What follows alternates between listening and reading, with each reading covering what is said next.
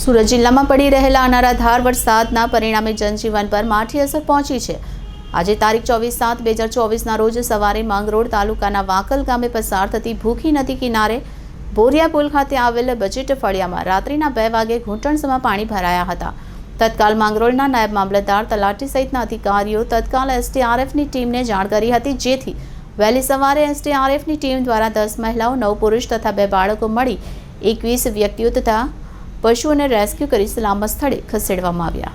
સુરત જિલ્લામાં પડી રહેલા અનરાધાર વરસાદના પરિણામે જનજીવન પર માઠી અસર પહોંચી છે। આજે તારીખ 24/7/2024ના રોજ સવારે માંગરોળ તાલુકાના વાંકલ ગામે પસાર થતી ભૂખી નદી કિનારે બોરિયા પુલ ખાતે આવેલા બજેટ ફળિયામાં રાત્રિના 2 વાગે ઘૂંટણસમાં પાણી ભરાયા હતા। તત્કાલ માંગરોળના નાયબ મામલતદાર તલાટી સહિતના અધિકારીઓએ તત્કાલ એસડીઆરએફની ટીમને જાણ કરી હતી, જેથી વહેલી સવારે એસડીઆરએફની ટીમ દ્વારા 10 મહિલા, 9 પુરુષો તથા 2 બાળકો મળી 21 વ્યક્તિઓ તથા પશુઓને રેસ્ક્યુ કરીને સલામત સ્થળે ખસેડવામાં આવ્યા હતા।